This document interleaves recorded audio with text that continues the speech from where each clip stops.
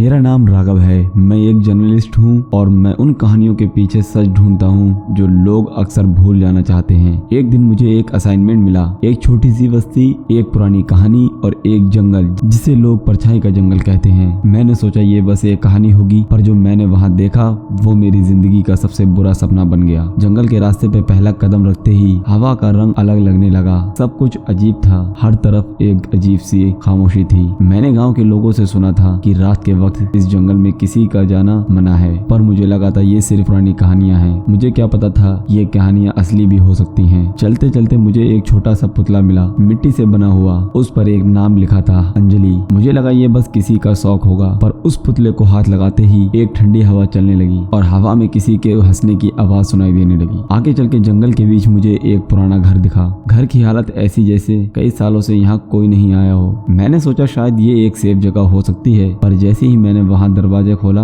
एक अजीब सी बू मेरे अंदर आई। एक कोने में एक डायरी रखी थी। डायरी के पहले ही पन्ने पर लिखा था, यहाँ से बाहर जाना मुश्किल है। जैसे ही मैंने डायरी का दूसरा पन्ना खोला मुझे लगा कोई मेरे पीछे खड़ा है। मैंने तुरंत मुड़कर देखा, पर वहाँ सिर्फ अंधेरा था, लेकिन डायरी के शब्दों ने अब मेरी धड़कन और तेज कर दी थी। अगर तुमने ये शब्द पढ़े हैं तो तुम्हारा समय खत्म होने वाला है। मैं घर के एक एक कोने को देख रहा था, पर हर जगह मुझे सिर्फ एक चीज नजर आई, परछाइयां, कभी दरवाजों पर, कभी फर्श पर, और कभी मुझे लगा जैसे ये साया मेरे ही करीब आ रहा है। मेरे हाथ में फ्लैश लाइट थी, पर वो भी लगातार ब्लिंक कर रही थी। तभी मुझे एक आवाज सुनाई दी, जैसे कोई मुझे बुला रहा हो। मैंने फ्लैश लाइट की रोशनी में देखा और एक लड़की का साया एक कोने में खड़ा था, पर जब मैंने उस पर फ्लैश लाइट हटाकर देखा तो वहाँ कोई नहीं था। वो साया जिंदा लग रहा था। साए अब मेरे आसपास घूम रहे थे। मुझे लग रहा था जैसे मुझे जंगल का हिस्सा बनाना चाहते हैं। तभी मुझे डायरी का लास्ट पेज याद आया। उस पर लिखा था, यहाँ से सिर्फ एक तरीका है निकलने का, अपनी परछाई छोड़ दो। मैं समझ नहीं पाया इसका क्या मतलब है, लेकिन फिर मुझे अपनी ही परछाई अलग होती नजर आई। मैंने देखा कि मेरी परछाई अब जिंदा हो गई थी।